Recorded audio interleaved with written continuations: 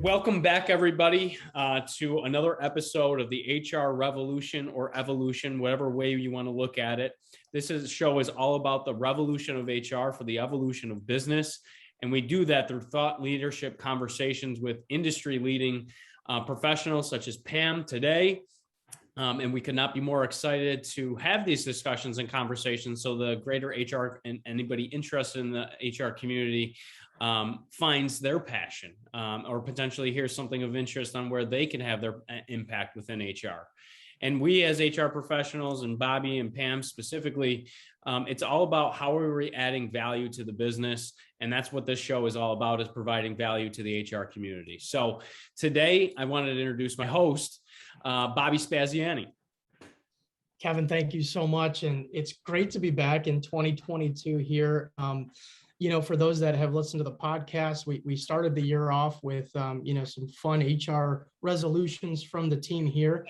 But I can't think of a better guest to, ring in the new year here than Pam. So welcome aboard, Pam. Thanks for joining the podcast today. Thank you. So if anybody, to give a little backdrop of who Pam is a local hero probably to Bobby and I, seeing that we're interested in HR, and she really helped take a organization to the next level. It's called Chemung Canal Trust. It's a publicly traded organization. It was kind of one of the crown jewels in our small hometown, Elmira. And anybody that had the opportunity to work at that organization has really stayed and saw the opportunities for growth. So we're welcoming on the Vice President of Human Resources, Pam Burns. Thank you. Thank you. Happy to be here. So to jump right into it, Pam, Bobby and I are always kind of trying to learn really about, do HR professionals actually have a life outside of work?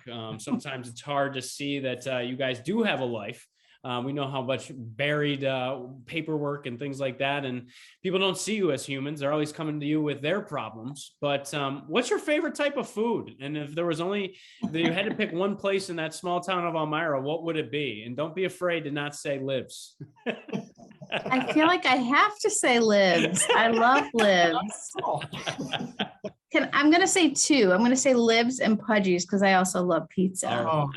Pudgy's. All right. Now the question is, do you only order sheets at Pudgy's? I don't. Well, yeah, kind of. Yeah. See that? Yes. That's what I do too. I have to. Yes. Yep. Love Pudgy's and chicken scampi at Libs. All right. That's what I'm talking about. If you had Libs and Pudgy's for the rest of your life, I think all would be great in the world. Yeah. But Pam, I want to kind of touch on that point as well. I think we oftentimes get especially in this remote work environment, work kind of blends with our personal lives. So I just want to ask, when you're not logged in every day, grinding away, what do you like to do for fun? All kinds of things. I like to paint furniture, which sounds a little crazy, but paint furniture. And I have 3 small granddaughters, age 1, 2, and 4. So that is my fun time. It's also my loud time, but it's my fun time. Well, that's got to keep you busy. To be a new father of my own, I can only imagine how over the moon you must be as a grandmother, because my mother-in-law and my mother are constantly at my house visiting our son too. Yes, I love it. I love it. So as we kind of switch up some gears and really focus on HR and leadership and kind of what the future of HR looks like, when I ask you this question, what is the revolution of HR for the evolution of business? What does that statement mean to you, Pam? Oh, that statement means it's constantly changing and evolving. I don't think that will ever stop. It seems like it's changing and evolving at a faster pace now than it ever was. I'm not sure if that has to do with the pandemic or the political unrest, I guess I'll call it, or division. But it's just changing very, very fast. It seems like you really have to stay on top of it. And you have to be very educated for the company because they look to you to understand and know what's going on, all things HR. So. Wow, I think that's excellent. It's kind of speaking to that point of being educated for the company, Pam. I know you've spent, the good majority of your career, at Chemung Canal. And my understanding is you didn't start in HR, right? I think you started in an operations type role. Could you talk a little bit about, that transition from that role into HR? How, how did that help you as an HR leader kind of understand the business more and speak to, some of the leaders across the organization? Because I think that's a unique track that, not everybody in HR has the opportunity to kind of go through. Right. So I really worked in a lot of areas of the company. Part of that was as a management trainee. So I had a lot of experience in audit and in the branches and wealth management, operations area, things like that. So I think being operationally strong is very important in understanding the business and not just the HR, but the actual business that we're in. But also I knew a lot of people from moving around, and I worked my way up from a lower level position to where I am today. So I not only understand the work that we do and know the people here, but I understand the different levels in the company and how you can go about advancing your career and what you need to do. So I can give advice on things like that. So I think it's made me well-rounded to work in HR just based on my movement around the company. Got it. And I think Bobby and I would echo that sentiment, is that we've seen when an HR kind of has a more worldly view of the business, they seem to have a better or more in touch or in tune with how they're providing value and where precisely they can provide value within the organization. And I think one of the things that you're kind of tiptoeing around is understanding the internal politics. You mentioned like understanding like the what motivates certain different members of the leadership team, I think is what you also learned, is like, well, this is their priority. This is what they focus on. How much better has that made you in kind of leading these conversations and really developing the relationships so they can come to you with these types of projects? Yeah, so I have a great relationship with our executive management team. And part of that is because I've been here so long and I know the people. I've been here 33 years now. Wow. So I do know the people at all levels. So there's a confidence in me that I understand what's going on at all levels of the company. And I identify with a lot of them because of where I've come from. So I think they have a lot of confidence in me, especially with the people piece of it. And because I know the people, that allows me to know what the people want, whether it be remote work or different benefits or whatever. So I think they have a confidence in me just based on really knowing the people. I'm also a good judge of people, I guess I would say. So I understand, what management wants from me as far as communication and work and all that stuff. So it's worked out very well for me with the management team. That's and you have to have those types of relationships, I think, too. Yes. Yeah. You mentioned something in there, Pam, that I kind of wanted to touch on. I think you mentioned, some things like, remote work and employee benefits, and something Kevin and I talk about all the time about organizations that succeed are really being nimble in these areas, being flexible and providing more of a customizable approach for employees. Where have you seen good HR organizations or good HR leaders? How have you seen organizations become flexible and nimble, especially during the pandemic at this time? So it's really about conversations with your leaders in the company. Our CEO isn't really on board with the whole 100% remote work thing because we need to be here for our clients. And in the job market we're in today, a lot of people want that remote work. So we really encourage managers to figure out how you can be flexible, even with employees that work in the branches. Is there a way to be flexible with them? Maybe they need to take their kids to school, want to come in later. Can you do that and have somebody else cover in the morning? Can you be flexible around lunch times, whatever? But flexibility really is going to be key if we're not doing fully remote, and we understand that. So that has been a big thing for us. It's awesome because you think about big scale, right? We all heard the news about JP Morgan Chase in New York City, and you obviously much smaller scale as Chemung Canal, but very similarly, it's the same conversation that CEO. It's very hard. And banking, I think in general, I mean, Otherwise, we would have ATMs and nobody would ever talk to a teller. So there's some Correct. automation there, but there's still that comfort level with it. My money, I need to see it. And you guys Mhm. deal with a multi-generational customer base, very similar to your employee base, I assume, as well. One of the things that you said earlier that I found fascinating, though, is that you always have to constantly be learning and developing yourself. And you being in that role for 33 years, you're probably someone that's had to learn a few new tricks. Mhm. What were some of the things that you learned throughout the 33 years, and something that you, I guess, regularly go back to in your role in HR that you had to learn, I guess, over those years? And how are you constantly reinventing yourself within the organization being there so long? So I started, as I said, at a lower level position, really at the bottom level, when I started with zero education behind me other than a high school diploma. We had at the time a tuition reimbursement program that reimbursed 100% of tuition. So I was very fortunate in that I got my bachelor's degree from Elmira College 100% paid by the company. And then I went on and got my master's degree at Villanova University in Human Resources. And the tuition reimbursement program changed, but they paid 95% of my tuition for my master's degree.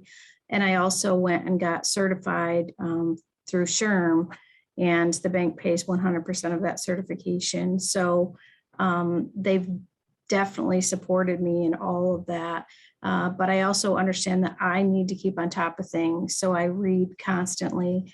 Lately, it's been all CDC, I feel like, because it's all COVID, but constantly reading and I get a lot of information from attorneys' offices to stay up on employment law and things like that. So two things that I've learned. Number one is continually improve your own skills and yourself by learning.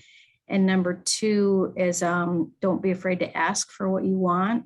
So I talk to a lot of people in the company, and, sometimes the company doesn't know what you want or what you're interested in, and it doesn't hurt to ask. You might be told no occasionally, but the only way people will know what you want is if you put it out there. So don't be afraid to ask for something. So those are a couple things that I learned as I came up through the company. That's really helpful information. It's kind of going back to what Bobby said, is like some of our New Year's resolutions. These were kind of in line with exactly that. And I think one of the things that I would love to understand, right, is understanding communication and the importance of communication, and the fact that, like you said, I know what employees want because I had the opportunity to work in those roles. It's not uncommon, though, in senior leadership that they've always pretty much worked in senior leadership in some cases, and they really lose touch with the frontline employees. How do you keep that line of communication open? And maybe you're better at it because you've been on that side. How did that help you kind of open that line of communication? And how do you keep frontline employees, what their wants and desires, that openness with the CEO and the executive team? So I treat everyone the same. It doesn't matter if you're the CEO or the teller, you're the same to me. There's no org chart in my head that I have to think about. You're the same person to me. You all have different wants and different needs, but it doesn't mean they're less important than somebody else. So I am able to communicate that way. I'm always available. You said HR basically works all the time. I am available 24/7. 7 days a week, whether it be on my cell phone or my work email or whatever. That's just the choice that I make to be available, especially during COVID. There's so much mental health issues going on and all that, and people testing positive and they don't know what to do. So I think the fact that I'm always available and people know that they can communicate with me whenever they want about whatever they want.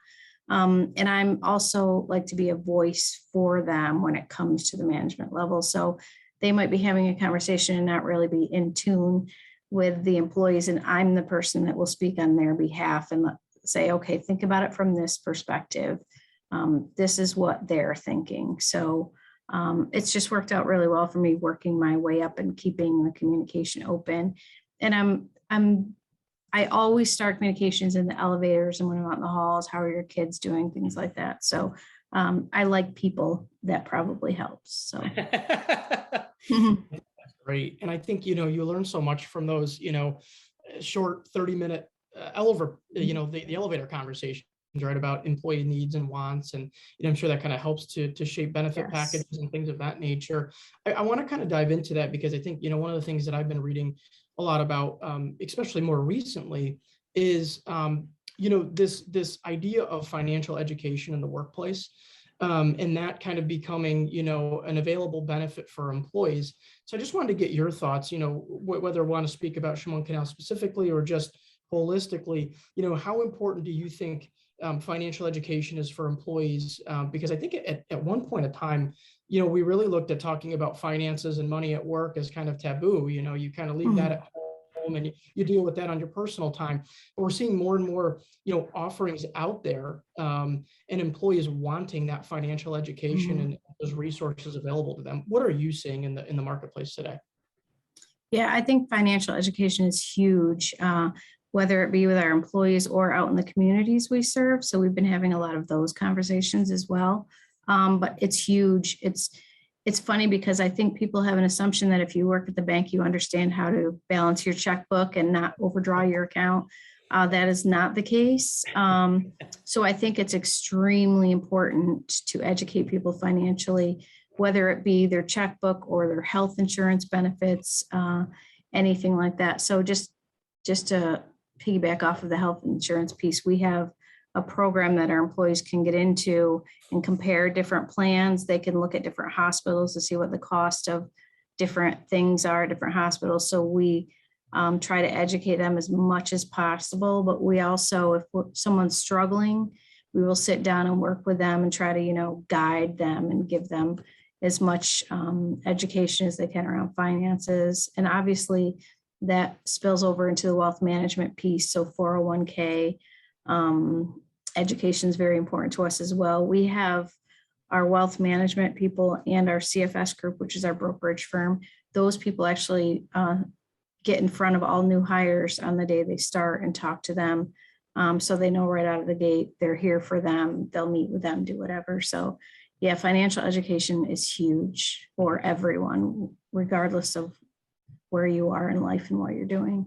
I don't know if you two saw that recent article. Their employees actually demanded that over more PTO, which I found fascinating. So some of these like stigmas, and that was something that I had kept seeing, right? A lot of times you weren't, the education and communication was not getting down to that frontline worker. We all know why. I think it's money driven, compensation driven. They're not viewed as, well, they don't have a lot of disposable income, so therefore I'm not going to spend a lot of time with those. And that's just something that obviously you and I totally disagree with, because those are the people that need that communication and education the most. So just hearing you say that is really awesome. One of the things that you were talking about, though, you mentioned 33 years ago, Chemung Canal had a program that you could go to school and they would pay off your loans. We're now hearing more trends, right? We're hearing compensation. Banking, I saw, is buying talent, is what they said right now. The banking industry is just saying they're screwing it all. Compensation, we're throwing it all at the window. And it's an arms race, if you will. So what are you doing differently? Because obviously being in a smaller town and a majority of your branches being in these smaller locations, how are you standing out when an employee or a prospective employee is comparing you to another employer? We're not standing out based on the money that we're offering them. I can tell you that. We sometimes have to talk to supervisors and say, no, first of all, if you offer someone something, you have to sustain that offer. And times aren't always going to be ups. There's going to be some downs in there. So you want to be careful about what you're actually offering. But we have been successful in recruiting from big banks because they like our small town kind of family culture that we have here. So I think our culture is the biggest thing. It doesn't necessarily attract people unless it's employees reaching out to them and referring them. Just to put an ad out on LinkedIn or something isn't going to attract them because they're not aware of our culture. So we have to just at least connect with them and get a chance to talk to them about our culture. So I think that's a big thing for us. I mean, we have great benefits here as well, but I think culture and opportunity for career development and advancement. We really try to advance from within. That's a big seller for us. Our tuition reimbursement obviously is a big thing. So I would say those things. It's not pay. We've never been a leader in the pay field, and we're pretty open about that, actually. It's cool that you guys understand, because I heard you say mental health earlier. We talked about financial wellness. I mean, these are the fundamental pillars of employee wellness, both professionally and personally. And obviously you're kind of checking all 5 boxes, and realizing that it's not only compensation and compensation alone that attracts talent. Sure, it could buy you talent, but it's not going to be the reason why they stay with the organization. How do you protect the culture? How do you mentioned the family culture, and you mentioned that's why a lot of these corporate America, let's call it for what it is, bigger banks, bigger institutions, and they want to kind of make that transition. Why, right? Like, how do you protect that culture, that family-led culture? I don't feel that I need to protect it, I guess. I feel like our management team is all on the same page. Just to give you a little example, we recently had an employee pass away from COVID.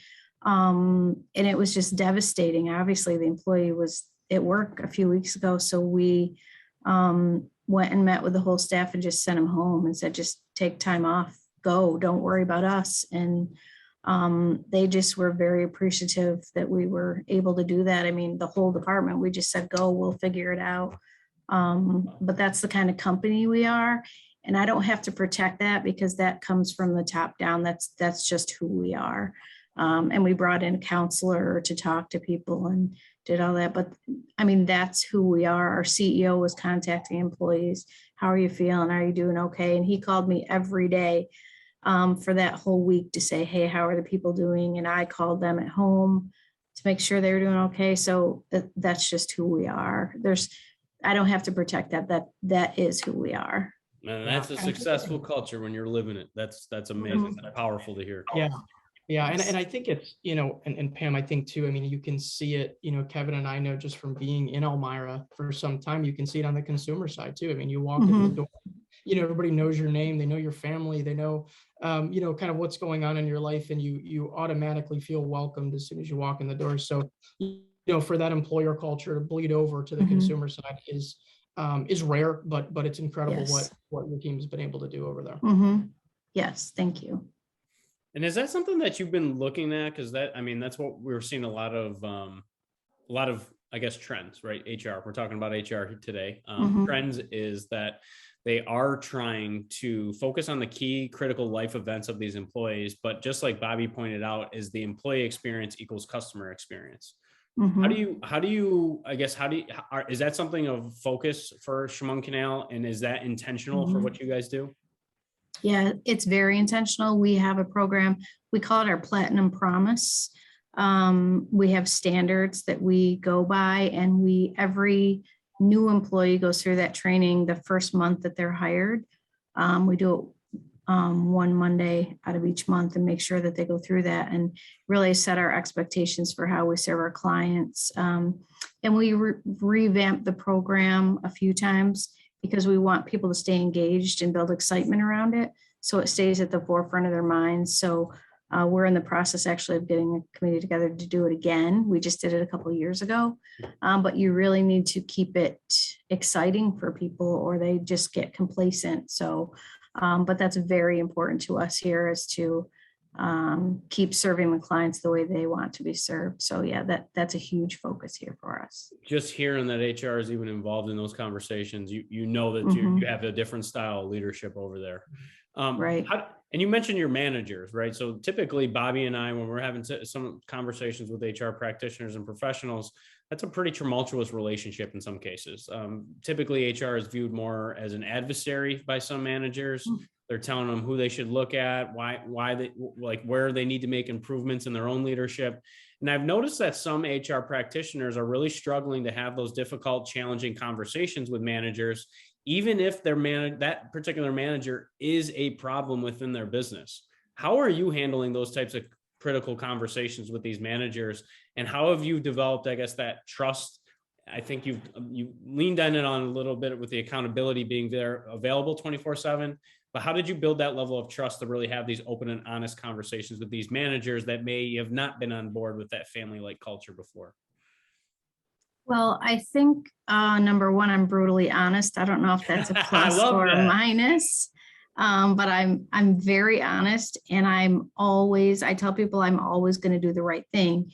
So if I have to have a conversation with you, if there's an issue or something, I'm going to take it from the perspective of nobody's ever had this conversation with you before, and you don't understand what is happening. So I want to correct your path that you're on, I guess I would say.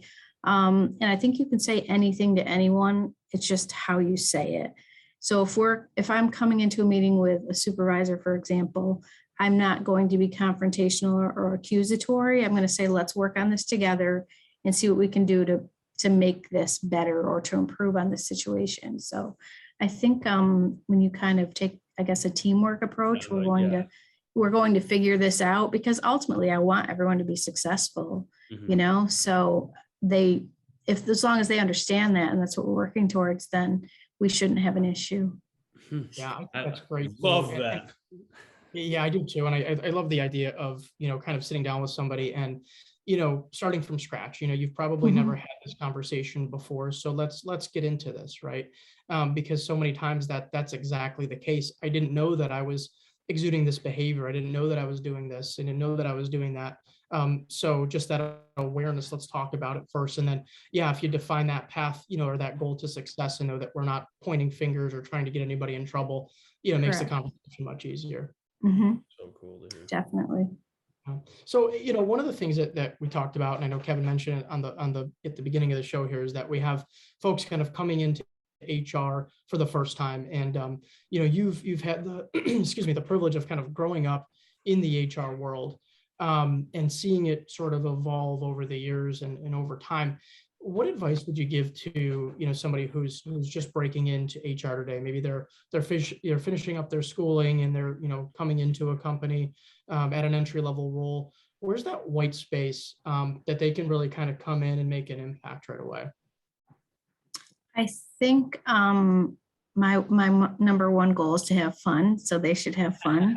I think that's very important. Don't take yourself too seriously. We deal with a lot of serious things here, obviously, but don't make them too serious or too hard to deal with, I guess. Have fun at work, continue to learn. Obviously, I talked about that. That's a big one. And educate others. And I think it's also important to be open-minded and not judgmental. So I've had a lot of conversations as we talk more about diversity inclusion at work, but I have a lot of conversations with people about being open-minded and not necessarily making quick decisions and judgments about things. More specifically, mental health. Recently, I had a conversation with all of our branch managers actually, and just kind of said, you might have an employee calling in with mental health issues, and then you get on their Facebook page, which you probably shouldn't do, and see them out dancing at a wedding, and you think, oh, they're not being truthful with me. That's not, you can't make that assumption. Unless you have mental illness, which is no different than diabetes or heart disease or whatever, you can't judge them. You have to be, you have to be a good person and be understanding and try to help people as much as you can, I think. So there's a lot to HR, I guess I would say. There's a lot of hats worn, and yes, and it's going and staying, I guess, on this mental health, right? Because you think about my grandparents' generation, Bobby, and probably you as well, and you think about what they used to call it, like senile, like Alzheimer's. Like mental health has really like only now been safe to really talk about. And Bobby's earlier point, the financials are finally safe to kind of talk about now. Do you feel like it's safer than ever post-pandemic because our professional lives and our personal lives came careening together, and now they're so intertwined and tangled that we as employees and humans are really having a tough time separating that where work starts and where life starts? I don't know. I'm the kind of person that I'll talk to anybody about anything. I'm pretty open and I'm pretty open-minded about things. And I have a lot of these conversations, as I said, but I also like to learn about people, especially people that are different than I am. So I like to ask questions because that's how I learn. So I've always been pretty open about things like that. And there aren't too many subjects that I won't talk about at work. I kind of warn people when they come into the department, if they're new in the department, just so you know, I'm very open and honest. I'll talk about any topic you want to talk about with you. So yeah, the only thing that I think is very hard to talk about at work that I've found is politics, because people feel so strongly and want you to believe what they believe. But we have a group here that's minorities that I'm the chief diversity officer. So I attend all those meetings, and we're trying to include additional groups of people in there, not just based on race, but all different minorities. But we have really open conversations about a lot of things, but I ask a lot of questions from people and learn from them. So I kind of encourage people to be open-minded and learn what you can from other people and just, you know, enjoy life. Yeah, we've had other past guests, you know, and that's kind of a common theme. And honestly, why I got so interested in the field myself was I got obsessed with the question why. But we've had other past guests and say that it's the importance of good questioning, right? And asking good questions. Yes. How, again, I hate to say this, but how do you coach people on your team because you're only one person within the organization.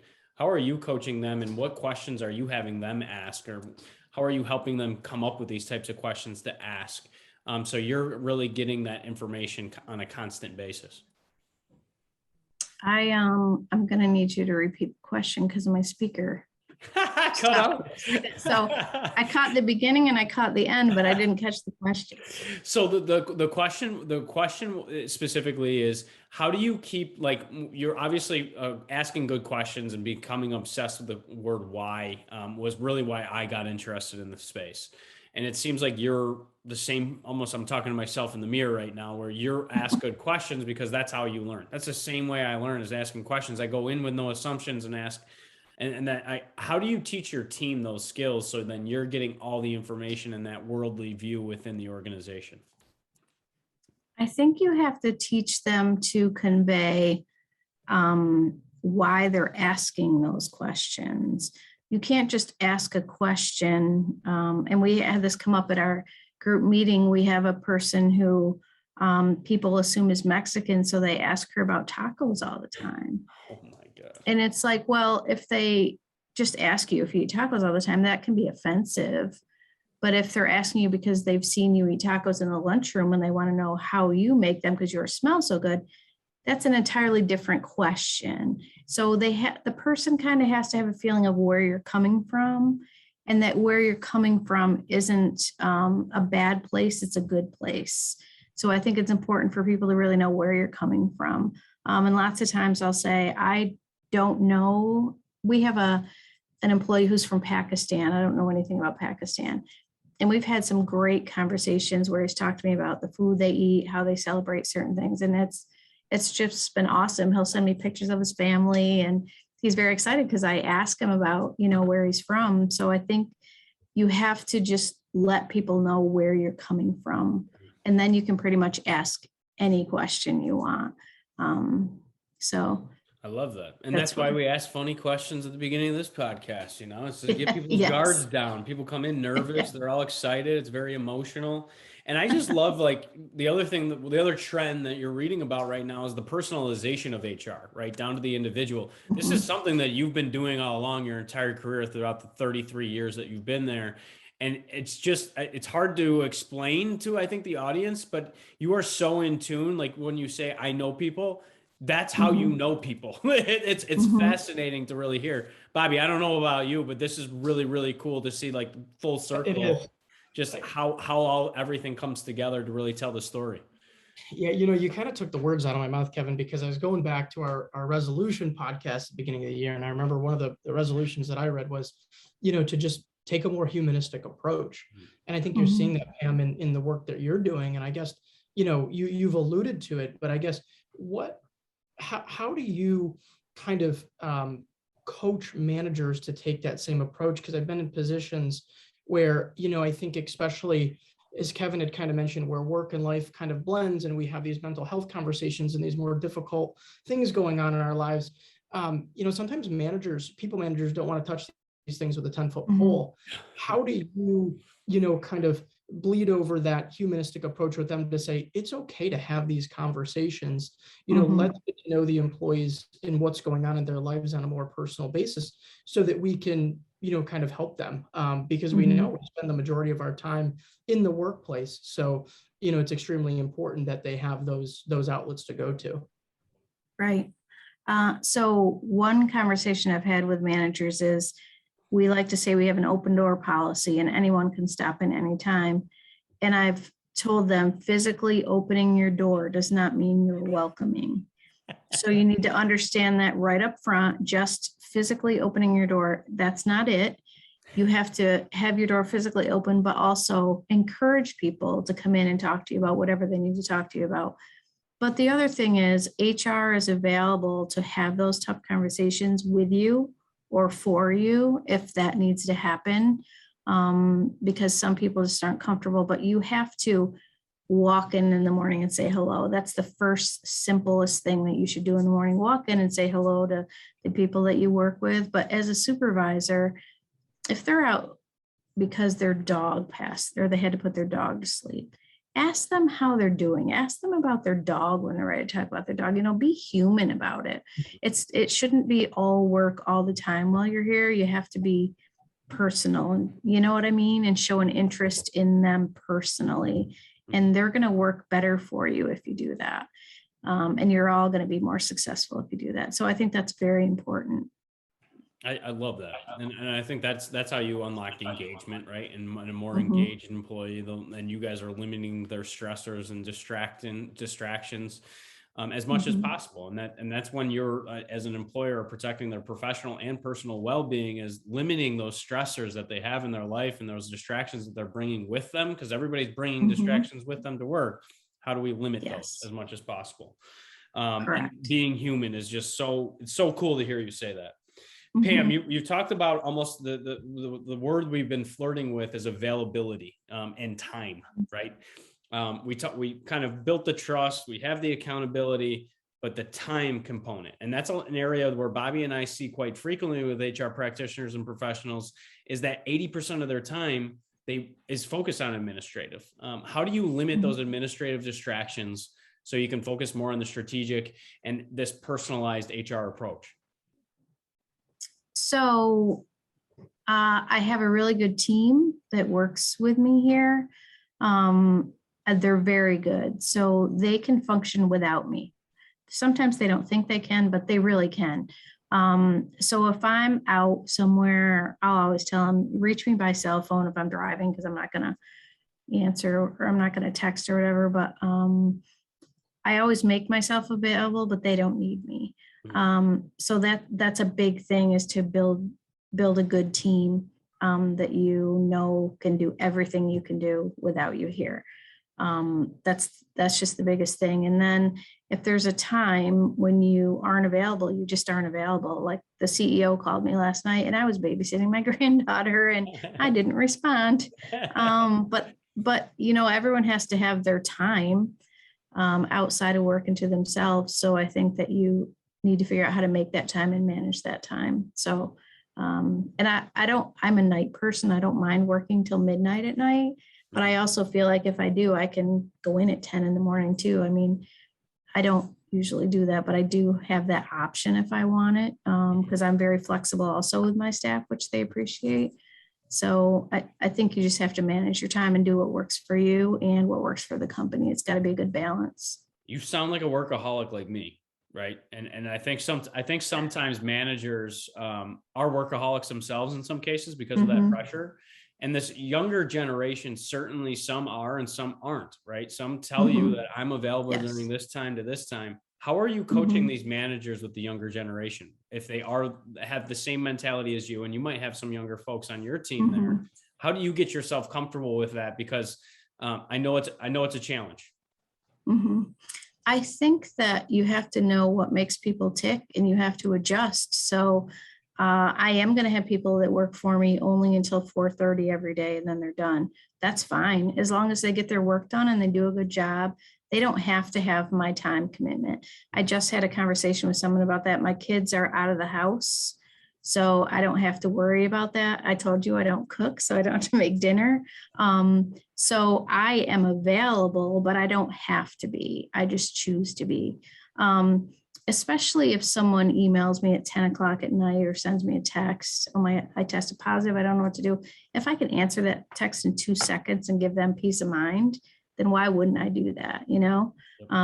So I make myself available, but I also kind of make my schedule as well. So if that makes sense. Yeah, certainly. But yeah, I probably am a workaholic. Hey, it's tough, but and that's why I struggled so much during the pandemic to really find that balance. Right when my bed was in the same place as my office, that's when it was really hard for a workaholic. Yes. Like, holy cow, I don't know when I'm on and when I'm off, and it seems like I'm always on. Exactly. So that was an adjustment. It's easier to end your day when you're in an office, but when you're working remotely, you just keep going. Yeah. So yeah, that was certainly a lesson that I had to learn myself. My last question is just, I think we touched on a little bit here, but I think in this, remote work environment, we talked about, we're kind of in this hybrid model now, right, Pam? And most organizations are kind of realizing, I think at one point of the pandemic, it was, oh, we'll be back next week, we'll be back next month, we'll be back in 2 months. And then we realized like, that's not the case. And now this is kind of becoming a complete shift of a hybrid workforce. So, I guess, what are some ways what are some things that you're doing at your organization to make sure that we're keeping, employees connected in sort of this hybrid environment? So one thing that we do here is we do an all employee call once a month. So the management team, we have an agenda and we go through a variety of things, the finances of the bank, what's happening in the bank, maybe some customer success stories. So we do that once a month, and that's open to all employees of the company. They just dial in. We also have a communication tool that we set up when COVID came about, where we can text or video whenever we want to whoever we want. And the texting is instant, so that works out really well. But I think just keeping the communication open, we've been very direct with our supervisors that if people are not in the office, you still need to have meetings, one-on-one meetings, and operate as if nothing has changed. The communication has to continue. So we've made definite focus on communication and keeping people engaged, definitely, and checking in on people who are working remotely just to make sure they're still engaged and they're doing okay during this unknown time that we're living in right now. So I think communication is very important, and we just need to stay on top of that all the time. Yeah. Awesome. And a lot of that training that I think it from hiring from within, you're keeping a lot of that intellectual and that sense of culture within the organization. And that's something that I think that you guys learned earlier on. And a lot of businesses are really challenged right now to maintain that culture. But hearing that's probably how you've developed these managers over time is when you're only hiring and promoting from within, or primarily, that's one of the best succession planning tools that I think I've ever heard. And hearing it play out because you've been with that institution now for so long, that's really how you've built that family culture. It's impressive. Right. One of the last, go ahead. Sorry, I just want to mention one other thing we do. We do monthly discussion groups, and we do 3 a month because people can't make it at different times, but we let employees pick the topics and then we just talk about whatever the topic is. And I generally lead the discussions, but it's just very interesting. We do that. We just did one this month. We're still doing it because we're still in the month, but on diversity. So that was really interesting. And we have open conversations. I come prepared in case people don't have a lot of questions or they're kind of nervous about talking in front of people, but we do a different topic every month. So that is also a good communication piece that anyone can attend if they want to. So that's been similar with the town hall series that I've seen some other organizations. And I think that just opens the lines of communication, but it also, what it makes is the business vulnerable. Right. And I think that's what a lot of people didn't like during the pandemic was these mandates kept coming, these furloughs came, and they really didn't have a say, or they weren't told why the decision was made. And I think when we keep people in the dark, it makes people even more frustrated than even just coming out. Like you're an open and honest person and brutally honest, like just telling them like, hey, it's a tough decision, but in order to keep everybody's job within the organization, we have to cut a few people. Like, and I think that would have been less damaging to the brands that now these businesses are fighting so hard to rebuild. As we're finishing up, my last question that we always ask our guests is, where are we headed? Now, you might be retiring in a few years yourself, but in your estimation and you being involved in HR and really seeing the evolution yourself of the role and the function of HR, where do you think it's headed? And in your estimation, what would you tell people getting into the field, what they should be focused on? So just to clarify, I'm retiring in 15 months. 15 months. I was going to say, I was like, I'm sure it's very soon. Yes. Counting down Good for you. days or anything. Congratulations. Where's it headed? It's headed in all different directions. I think strategic planning has gotten huge from an HR perspective, where back in the day, HR wasn't even involved in strategic planning. Diversity and inclusion is huge. The job market is crazy right now, and it always changes, but it always changes. So you have to be able to change with it. Benefits, that's a huge thing right now when you're competing for talent. So it's a lot of things, and it's all over the place. And hopefully we'll be out of COVID, so we won't be talking about that piece of HR. Gosh, I hope so. But it's, at the same time, when we got to look back at the silver linings, and I was fortunate enough to not have any family members lost, and not to make light of those that did pass away, but it was a learning experience, I think, for a lot of workers, a lot of people, a lot of individual, and hitting that pause button sometimes without those distractions, it really forced people to look inward. So it's awesome to hear. And this was just a fascinating conversation with you. I can't thank you enough, Pam, and all the things that Bobby and I got to see as kids, going into the branches, getting I still remember the suckers every single time. I was even in the back seat. I'm like, how do they even see me back here? But that's really, we still have those. I'm sure you do. And my mom is still a customer at Chemung Canal, as you guys know, but it's just awesome to really hear who was behind the curtain and really meet, I think, the Wizard of Oz, so yourself, and really get a peek and really understand kind of it comes from leadership, but you still need to have the ear of the employees and be able to translate back to the business. And that's something that's obviously you're extremely effective at, and something that HR practitioners need to get comfortable with. And you are brave. I can tell that there is nothing that's going to knock you off. I think that Bobby and I also talk about the bravery and courage and leadership that's required within HR, because it's not easy. It's certainly not easy. So thank you so much, Pam, for sharing your insights with us today. I had a blast. I just wanted to say thank you so much. Thank you both. Thank you.